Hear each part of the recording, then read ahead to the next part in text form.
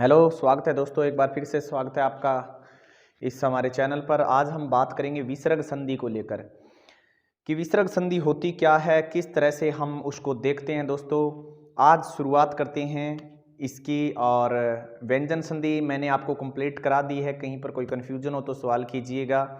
आज विसर्ग संधि पर बात करेंगे। बहुत अच्छा आपकी ये क्लास रहने वाला है। क्या होता है विसर्ग संधि वो भी हम बात करेंगे दोस्तों। विसर्ग संधि ये बनी क्यों, उस दिन पहली बार में ही मैंने बता दिया था क्यों बनी थी, पता होगा। तीसरी विसर्ग यानी वी योग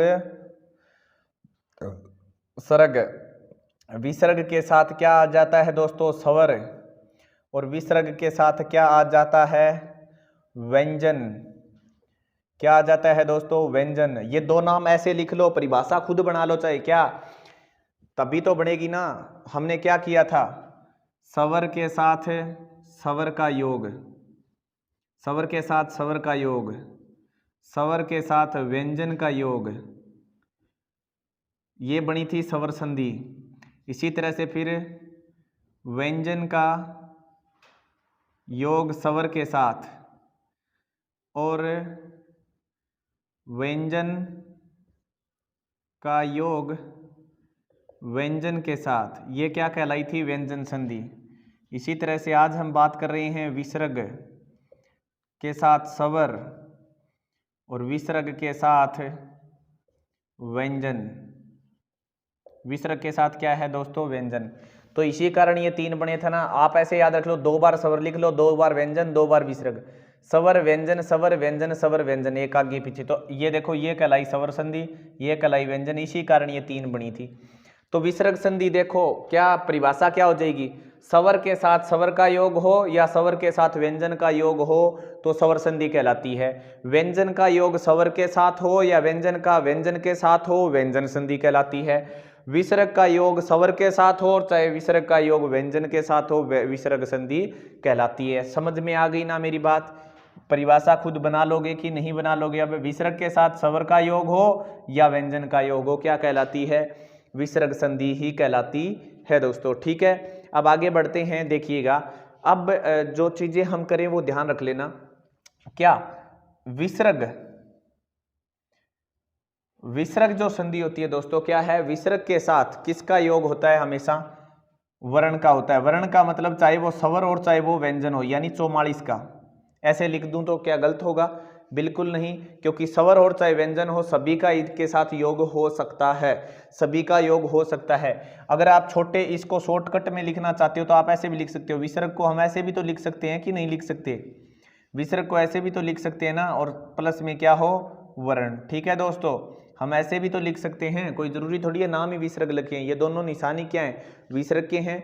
तो इसका मतलब क्या है, हम या तो इस तरह से लिख सकते हैं, या तो इस तरह से लिख लो या फिर इस तरह से लिख लो, दोनों में से कोई समझ में आए वही हमारा क्या है दोस्तों। ठीक है, अब एक नाम देखो, विसर्ग एक क्या है, अयोगवाय वर्ण है। क्या है, विसर्ग क्या है दोस्तों, एक अयोगवाय वर्ण है। विसर्ग क्या है, एक विसर्ग एक अयोगवाह है, अयोगवाह है, अयोगवाह है, अयोगवाह है। क्या है, अयोगवाह वर्ण है।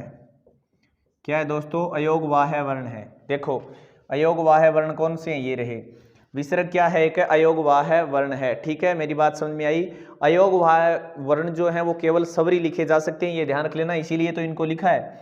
क्या है, अयोगवाह वर्ण केवल स्वर ही लिखे जा सकते हैं, ओनली स्वर ही लिखे जा सकते हैं।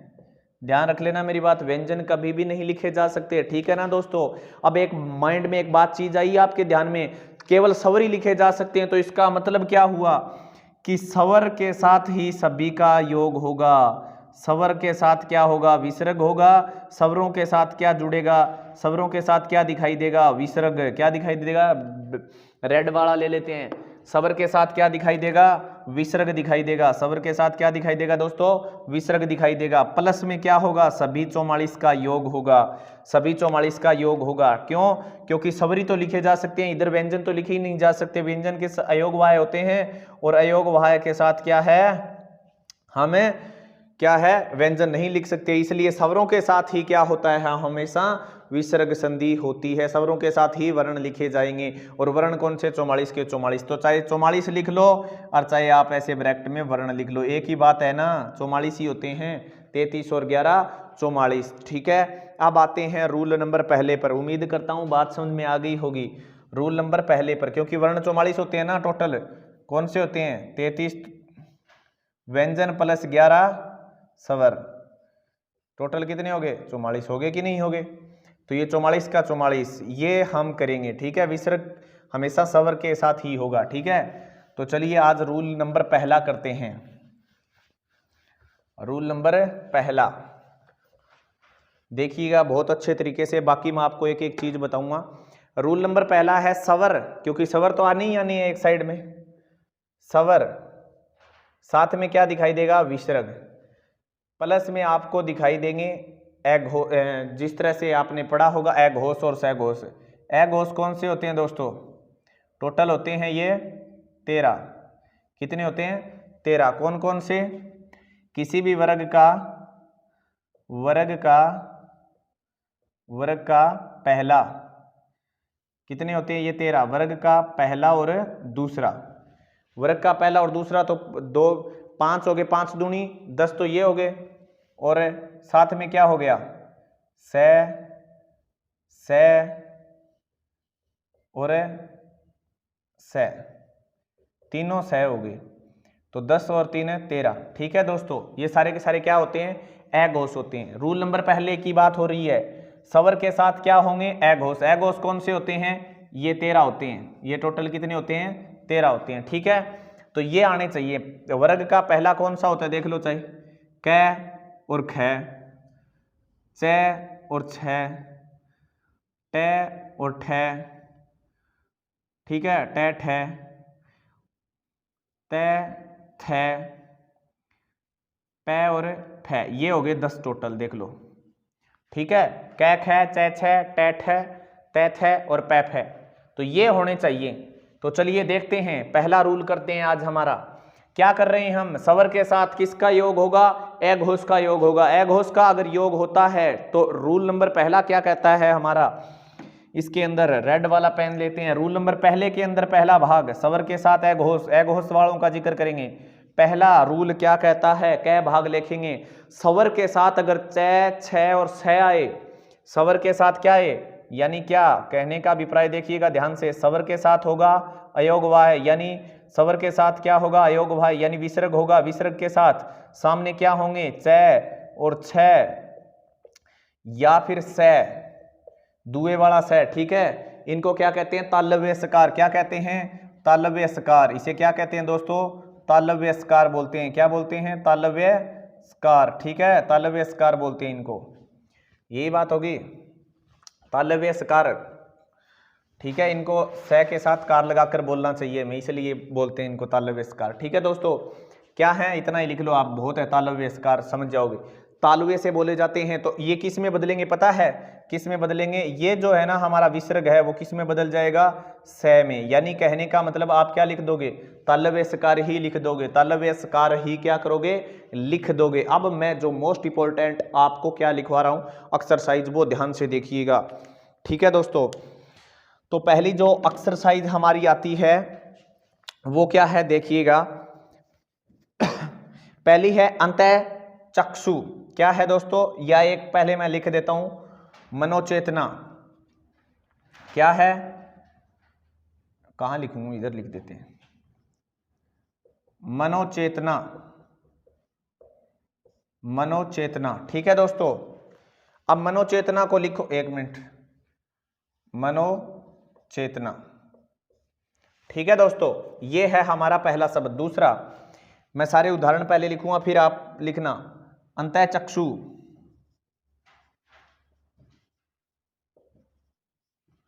अंतः चक्षु। ठीक है, दूसरा निशुल्क,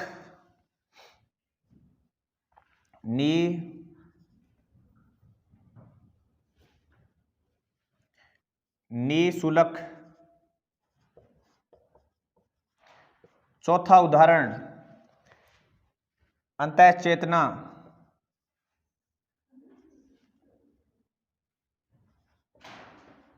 अंतः चेतना।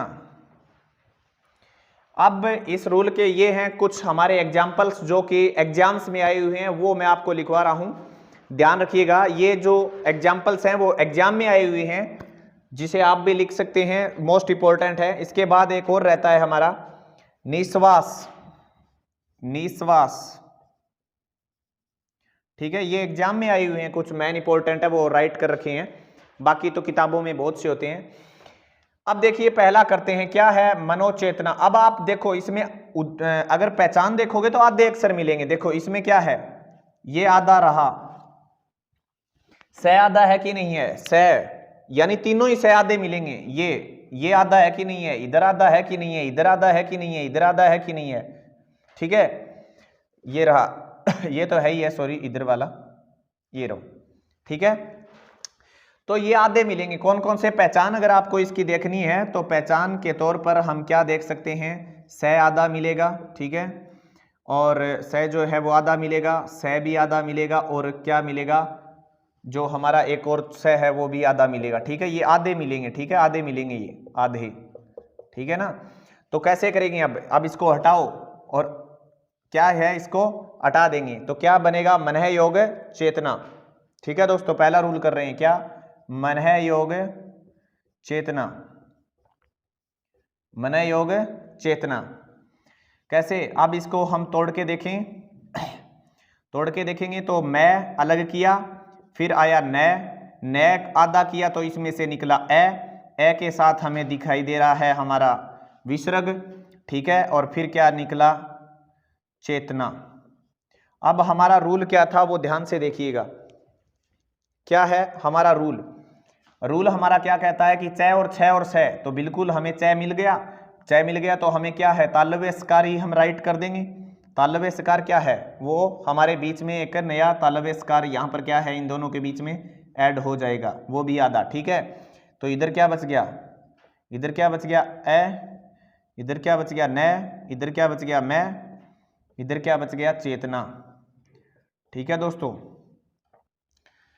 तो आगे देखिएगा, अब हमें क्या करना है, मनः चेतना, मन जो हमने क्या लिखा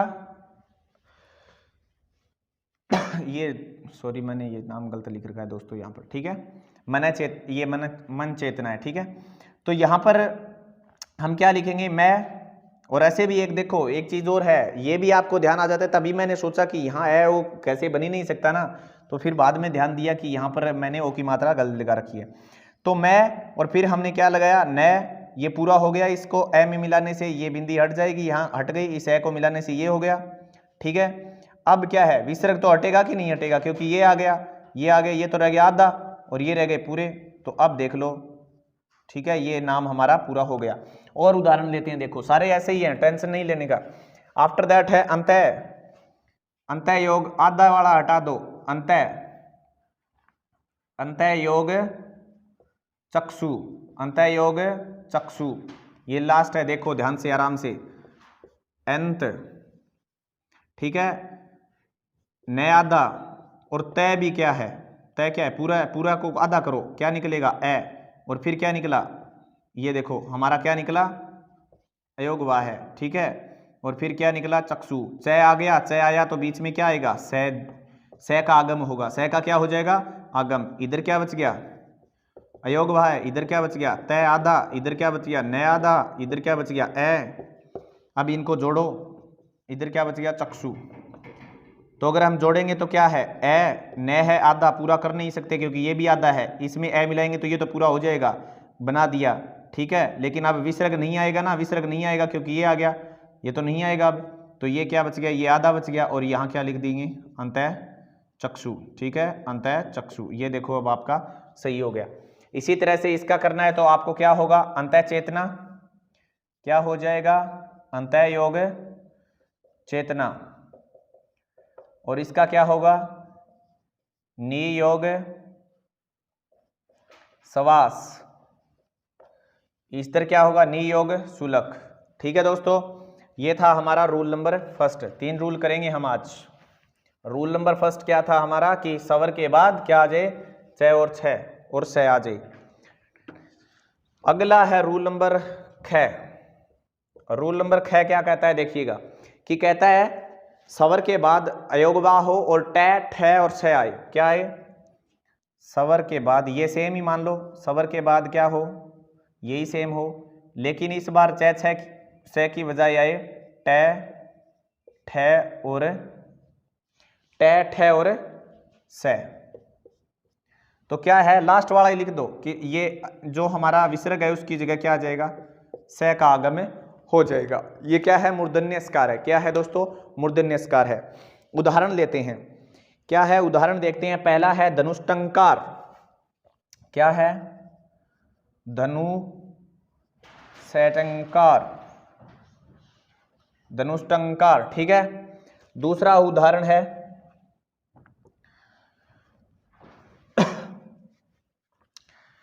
दूसरा उदाहरण क्या है दोस्तों, दूसरा उदाहरण देखिएगा, दूसरा है चतुष्ठी,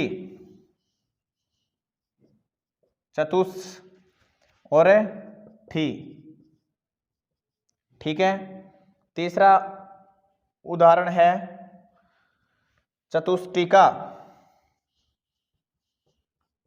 चतुष्टिका, ठीक है। अब देखिएगा हमारा करने का तरीका, इसको कैसे करते हैं। हमने क्या कहा था, आधे मिलेंगे, क्या आधे नहीं है, यहाँ पर सारे में आधे हैं, तो इन्हीं को ही तोड़ो, इन्हीं को अलग करके इसकी जगह क्या लिख दो, अयोग वाय लगा विसर्ग लिख दो। जैसे कि चतु लगाया स की जगह और आगे लिख देंगे टीका, चतु योग टीका। तो इसको देखो करके, च अलग किया, फिर तय अलग किया, तय में निकला छोटा ऊ, फिर निकला विसर्ग, फिर निकला ट, फिर निकला क्या, बड़ी ई, फिर निकला का। तो अब जो देखो, ऊ के बाद क्या आया, ट हो और चाहे ठ और चाहे स हो, आना क्या है इन दोनों के बीच में, इन दोनों के बीच में क्या ऐड हो जाएगा, यहाँ हो जाएगा मूर्धन्यस्कार। हुआ कि नहीं हुआ? तो अब देखो जोड़ के, अब जोड़ोगे तो इधर च तय, यहाँ तय बचा, आधा आ गया, ये ऊ हो गया, इधर ये हो गया, इधर ट हो गया, ट में ई जोड़ा तो ये बन गया का। अब देखो च तय को आधा पूरा कर सकते हैं ऊ मिला के, तो चतु मात्रा लगी जाएगी क्योंकि ऊ की तो मात्रा यही है। फिर क्या है, आधा स बच गया और टी बच गया और का बच गया। ये देखो चतुष्टिका, ठीक है दोस्तों। इसी तरह से ये है क्या, चतु योग षष्ठी, ठीक है। क्या है, चतु योग, और यहाँ क्या लग जाएगा, ठीक है, क्योंकि जो स हटाओ उसकी जगह विसर्ग लगा दो। इसी तरह से धनुष्टंकार का क्या हो जाएगा, धनु यहां लगा दिया, इस स की जगह क्या, इस स की जगह क्या लगा दिया, विसर्ग लगा दिया, और आगे लिख दिया टंकार, धनुष्टंकार, ठीक है दोस्तों। उम्मीद करता हूं आपको ये रूल भी आपको समझ में आ गया होगा। तीसरा एंड फाइनल, बाकी कल कंप्लीट कर देंगे, बहुत इजी है विसर्ग संधि। तो च छ पढ़ा है हमने, क्या पढ़ा है, च छ स पढ़ा है, स हो गया जिसे हम कहते हैं तालव्य स्कार, और फिर मूर्धन्य स्कार कौन सा था, ट ठ और स। तीसरा देखिएगा तय थ स आएगा इसमें, इस बार क्या आएगा, तय थ और स। तो देखिएगा क्या है रूल नंबर तीसरा, अगर क्या हो, स्वर हो, स्वर के साथ क्या योग करे, अयोगवा है यानी हमारा विसर्ग हो, और क्या हो, तय हो और थ हो और स हो। ये क्या है, दंत्यस्कार है ना इसको, तो इसका लास्ट वाला क्या है, ये है दंत्यस्कार, तो यही इसी का ही आगम हो जाएगा, ठीक है दोस्तों, इसी का ही क्या हो जाएगा, आगम हो जाएगा। ये तो आप भली भांति समझ गए होंगे। अब देखिए इसके उदाहरण है हमारा पहला, इसमें 3-4 है। पहला है चंद्र स्तंभ, पहला उदाहरण है करके देखो, चंद्र मैंने बता रखा है सभी में आधे आते हैं, चंद्र स्तंभ, और आधा स दिखाई दे रहा होगा आपको, चंद्र स्तंभ। दूसरा है अंतःस्थल, दूसरा है अंतःस्थल, अंतःस्थल। तीसरा है हमारा दुसौपन, क्या है, दुसौपन, ठीक है, ये लीजिए। एक है पुरस्कार, पुरस्कार, ठीक है, और नेक्स्ट है निशार, ये लो, इतने नाम काफ़ी हैं, इंपॉर्टेंट आपको बहुत है। अब देखो चंद्र रुस्तम को तोड़ना कैसे है, रेड वाले लेते हैं पेन। तो देखो दोस्तों, आधा क्या है, आधा क्या है, इसमें स है, इधर आधा क्या है, ये स है, इधर आधा क्या है, देखो कहाँ है, क्या है, सोमपन तो पूरा नाम होता है, आपको पता है, तो इधर है, इधर आधा ये रहा, क्योंकि ये सार अलग होता है, स्कार अलग होता है, तो ये देखो इधर क्या है, पुरुषकार, पुरुषकार, ये देखो, ठीक है। तो देखिए अब क्या करते हैं, चंद्र को देखो तोड़ के, चंद्र, चंद्र के आगे लगाओ, फिर इस स की जगह क्या, इस स का क्या बना देंगे दोस्तों, विसर्ग बना देंगे, इस स का क्या बना देंगे, विसर्ग बना देंगे। तो बना दो, बस लिख दो, चंद्र है योग स्तंभ, सॉरी, चंद्र है योग स्तंभ। अब देखो द आधा है क्या, पूरा है, द आधा है इसमें, ठीक है, द आधा है, ठीक है। तो देखो तोड़े, चंद्र, चंद्र में तोड़ेंगे तो चंद आएगा और द आधा आ गया और रै पूरा है, रै में आधा करोगे तो इसमें निकलेगा ए के बाद क्या है, विसर्ग है, विसर्ग के बाद क्या है, तय है। यही तो हम सीख रहे थे, विसर्ग के बाद क्या है, तय है, तय है ना, तो क्या लिख, इसके बीच में किसका आगम हो जाएगा, स का हो जाएगा, इसीलिए हम जोड़ेंगे अब। तो चंद्र द है, ठीक है, द आधा रह गया, इधर रै है, ये भी आधा है, इधर ए है, लेकिन विसर्ग गया, इधर क्या है, स आधा, और इधर क्या है, तय, और इधर क्या है, मैं। तो अब क्या करेंगे हम, अब देखो जोड़ के, च न द आधा है तो आधा ही आधा रहेगा, क्योंकि पूरा नहीं कर सकते, रै को तो पूरा कर सकते हैं, ए मिला देंगे, रै में ए मिलाएंगे तो रै पूरा हो गया, और ये ए, यानी ये देखो अब पूरा हो गया ये, तो ये कहाँ लिख देंगे, इसमें लिख देंगे अब, क्योंकि द आधा होता है, ये इसमें आएगा। अब आगे क्या बच गया, स कैसा है, आधा है, ठीक है, स क्या है, आधा है, फिर तय पूरा है, और फिर मैं भी पूरा है, ये देखो चंद्र स्तंभ हो गया, ठीक है दोस्तों।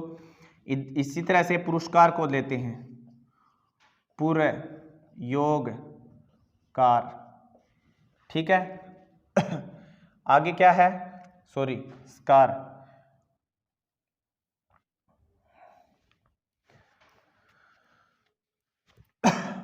पूरा योग स्कार, ठीक है, पूरा योग स्कार, इस तरह से हम इसको ले लेंगे। तो इसके अंदर आप देखिएगा क्या कि सवर के बाद, अब रै के बाद है कुछ न कुछ, तो जैसे कि तोड़ के देखो, पू, रै के अंदर क्या निकला हमारा ये, और उसके बाद क्या निकला, स निकल गया, ठीक है।